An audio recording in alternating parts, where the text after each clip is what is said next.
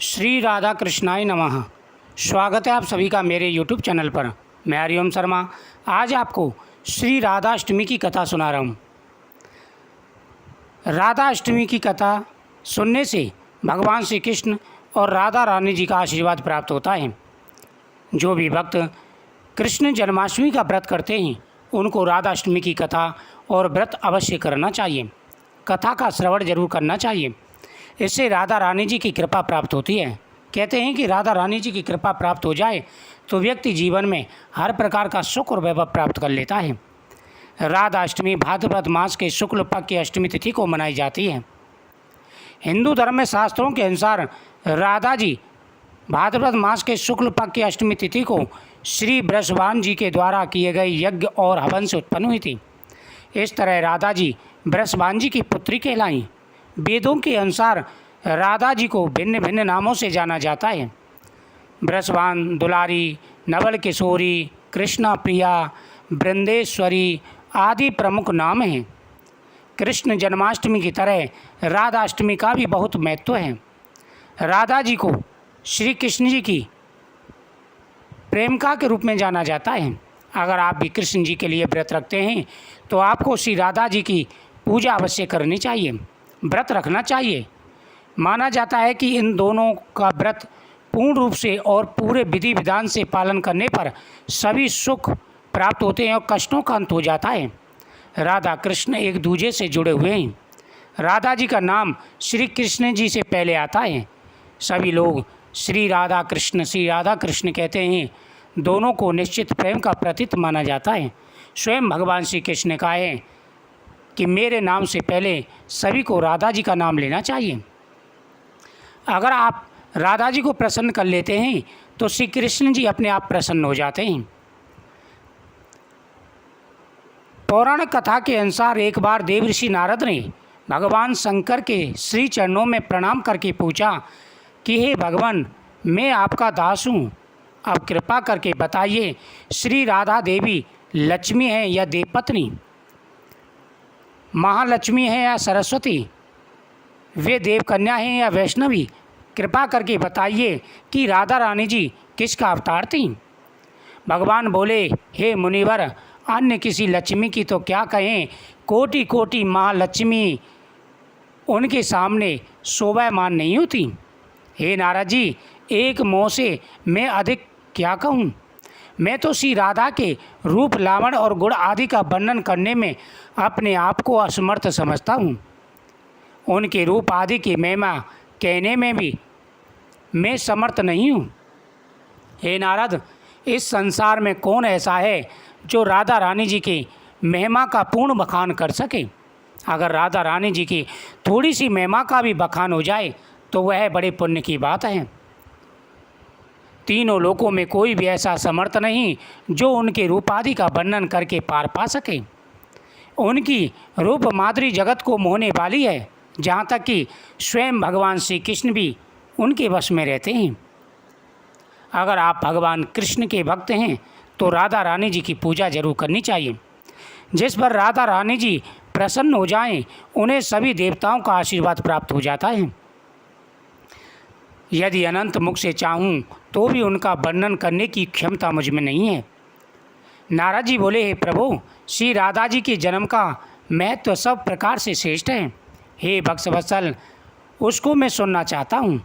हे माँ भाग, सब व्रतों में श्रेष्ठ व्रत श्री राधा अष्टमी के विषय में मुझे सुनाइए। श्री राधा जी का ध्यान कैसे किया जाता है, उनकी पूजा अथवा स्तुति किस प्रकार होती है, यह सब मुझसे कहिए। हे सदाशिव, उनकी चर्चा, पूजा, विधान तथा अर्चन विशेष सब मैं सुनना चाहता हूँ।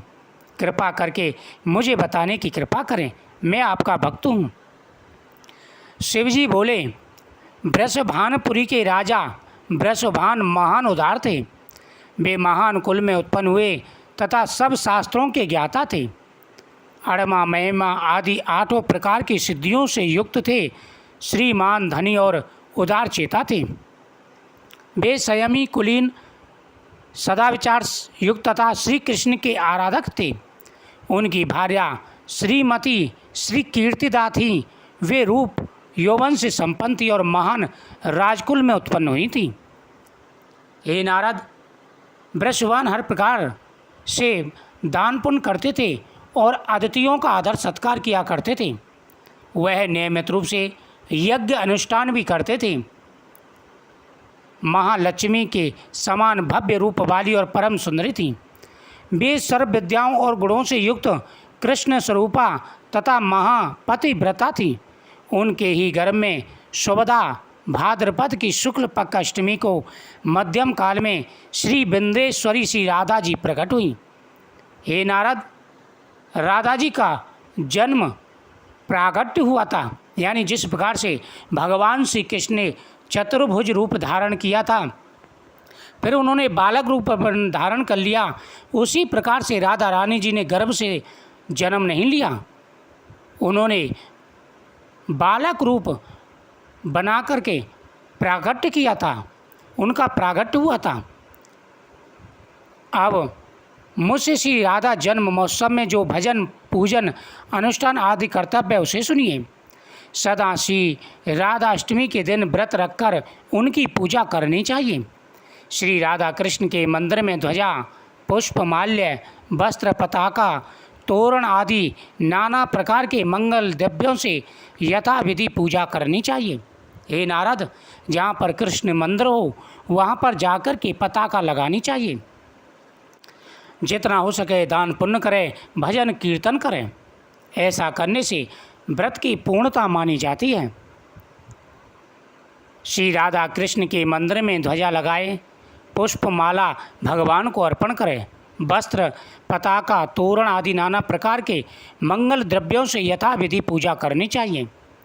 स्तुति पूर्वक सुवासित गंध पुष्प धूपादि सुगंधित करके उस मंदिर के बीच में 5 रंग के चूर्ण से मंडप बनाकर उसके भीतर शोषण दल के आकार का कमल यंत्र बनाए। उस कमल के मध्य में दिव्यासन पर श्री राधा कृष्ण की जुगल मूर्ति पश्चिम या पूर्व मुखी स्थापित करके ध्यान करें।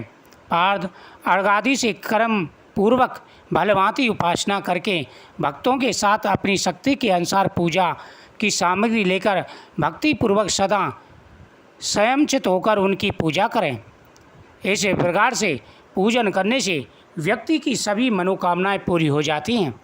इस दिन सबसे पहले भगवान और राधा रानी जी को स्नान कराएं। स्नान कराने के बाद में वस्त्र पहनाए, फिर चंदन का टीका लगाए, उसके बाद में उनके सामने दीपक जलाए, फिर राधा रानी जी के सामने और भगवान कृष्ण के सामने फल और नैवेद्य अर्पण करें। उसके बाद में हाथ जोड़ करके राधा रानी जी का ध्यान करें।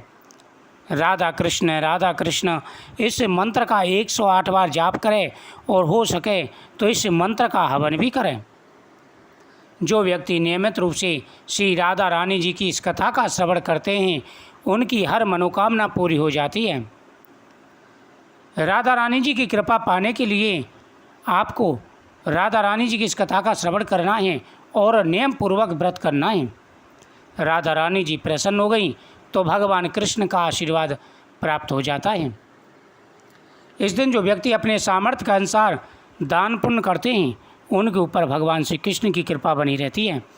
आज के दिन गौ माता का पूजन भी करें, क्योंकि राधा रानी जी और भगवान श्री कृष्ण को गौ माताएँ बेहद ही प्रिय थीं। इस दिन भगवान के सामने बैठ करके उनके मंत्रों का जाप करें, राधा रानी जी के मंत्रों का जाप करें।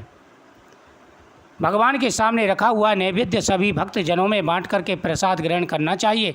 नियमित रूप से भक्ति पूर्वक कथा का श्रवण करें और व्रत का पालन करें तो राधा रानी जी अवश्य ही आशीर्वाद देती हैं, और राधा रानी जी का आशीर्वाद प्राप्त होते ही व्यक्ति हर प्रकार के सुखों को पा लेता है और अंत में बैकुंठ धाम को जाता है।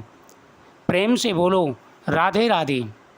वीडियो को ज़्यादा से ज़्यादा शेयर करें, चैनल को सब्सक्राइब करें, कमेंट में श्री राधा कृष्णाय नमः जरूर लिखें।